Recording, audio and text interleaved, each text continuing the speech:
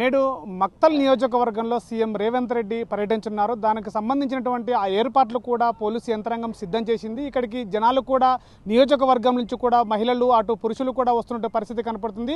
ఈ యొక్క సభా ప్రాంగణానికి సంబంధించినటువంటి బీసీ సమాజానికి సంబంధించినటువంటి మత్స్య సహకార సంఘం సంబంధించిన నేత మనతో ఉన్నారు. వారితో మాట్లాడే ప్రయత్నం చేద్దాం. సార్ చెప్పండి, సీఎం సభకి ఎలాంటి ఏర్పాట్లు పూర్తి చేశారు, అసలు ఏంటి, ఎన్ని గంటలకు రాబోతున్నారు సీఎం గారు? సార్ ఈరోజు మా మక్తల్ నియోజకవర్గానికి మన రాష్ట్ర ముఖ్యమంత్రి రేవంత్ రెడ్డి గారు మరి దాదాపుగా 1-2 గంటలకు రాబోతున్నాడు. మరి ఈ మక్తల్ నియోజకవర్గ అభివృద్ధి కాంక్షించి మరి మా రాష్ట్ర మంత్రివర్యులు వాకిటి శ్రీహరణ గారి నాయకత్వంలో మరి ముఖ్యమంత్రి గారు రావడం జరుగుతుంది. దీంట్లో ముఖ్య ఉద్దేశం మా వెనుకబడినటువంటి ప్రాంతం మక్తల్ ప్రాంతంలో మరి చాలా వెనుకబడినటువంటి మక్తల్ ప్రాంతానికి ఎన్నో వేల కోట్ల రూపాయలు ఇచ్చేసి ఈరోజు శంకుస్థాపన కార్యక్రమానికి రాబోతున్నారు. నిజంగా అంటే మా మక్తల్ నియోజకవర్గ అన్ని వర్గాలకు సంబంధించినటువంటి కార్యకర్తలు అయితేనేమి, నాయకులైతేనేమి, ప్రజలైతేనేమి చాలా సంతోషపడుతున్నారు. దాదాపుగా ఎన్నో ఏళ్ళకెళ్ళి నారాయణపేట మక్తల్కి పోయే రోడ్డు చాలా ఇబ్బందుల పాలయ్యి ఇక్కడ ఉన్నటువంటి పరిస్థితులను కూడా గమనించి రాష్ట్ర మంత్రివర్యులు ఈ వెనుకబడి తరాన్ని గుర్తించి మా మంత్రివర్యులు వాకిటి శ్రీహరణ గారి నాయకత్వంలో ఇంత పెద్ద అభివృద్ధి దాదాపుగా 2,60,00,000 పైబడి రోడ్డుని శాంక్షన్ చేయడం, 4 లైన్ శాంక్షన్ చేయడం జరిగింది. దాంట్లో భాగంగానే ఈరోజు మా పరమట ఆంజనేయ స్వామి జాతర సందర్భంగా కోనేరునైతేనేమి మా పట్టణానికి అభివృద్ధి సంబంధించినటువంటి కార్యక్రమాలు ఇంకా ఎన్నెన్నో చేయబోతున్నాడు. దాంట్లో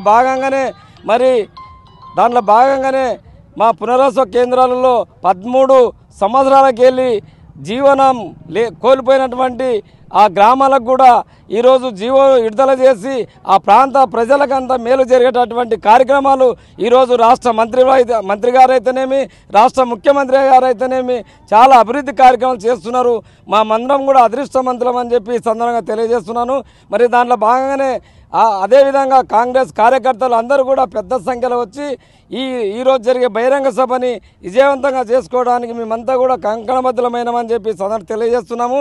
దాంట్లో భాగంగానే మరి ఇంకో ఎన్నో కార్యక్రమాలు మా ప్రాంతంలో అభివృద్ధి కార్యక్రమాలు కూడా సీఎం మాకి వరాల జల్లు కురిపిస్తాడని ఒక ఆశ భావం మాకు వ్యక్తం చేస్తున్నాము.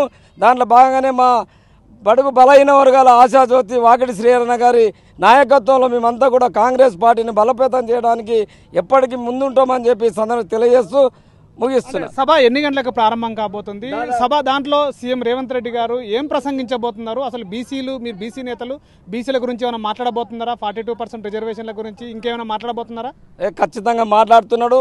దాంట్లో ఏం సందేశం లేదు.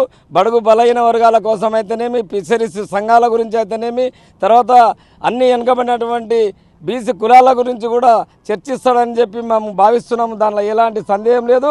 ఈ ప్రాంతం ఎన్నుకోబడినటువంటి ఎమ్మెల్యే గారు రాష్ట్ర మంత్రివర్యులు వాకిటి శ్రీహరణ గారు మంచి అభివృద్ధి కార్యక్రమంలో ముందుకు దూసుకుపోతాడని చెప్పి సందర్భంగా తెలియజేస్తున్నాం. సో ఇది మధ్యాహ్నం 1 గంట తర్వాత కూడా సీఎం రేవంత్ రెడ్డి రానున్నారు. ఈ నేపథ్యంలోనే కూడా బీసీకి సంబంధించినటువంటి మత్స్య సహకార సంఘం అనేక సంక్షేమ కార్యక్రమాలు కూడా చేసినటువంటి పరంలోనే బీసీకి సంబంధించినటువంటి మంత్రి ఇక్కడ మక్తల్ నియోజకవర్గానికి మంత్రిగా కావడం, ఎమ్మెల్యేతో ఉండడంతో పాటుగా వీళ్ళు ఉంటున్నారని చెప్పేసి కూడా చెప్తున్నారు. పలు అభివృద్ధి కార్యక్రమాలకు కూడా శంకుస్థాపన చేరినారు. ఎన్నో సంవత్సరాలుగా కూడా ఇబ్బందులు పడుతున్నటువంటి 4-వే లైన్ సంబంధించినటువంటి రోడ్లు కూడా ఈరోజు శంకుస్థాపన చేసినటువంటి పరిస్థితి, అభివృద్ధి కూడా ఉన్నటువంటి పరిస్థితి కూడా ఇక్కడ ఏర్పడుతుందని చెప్పేసి చెప్తున్న పరిస్థితి.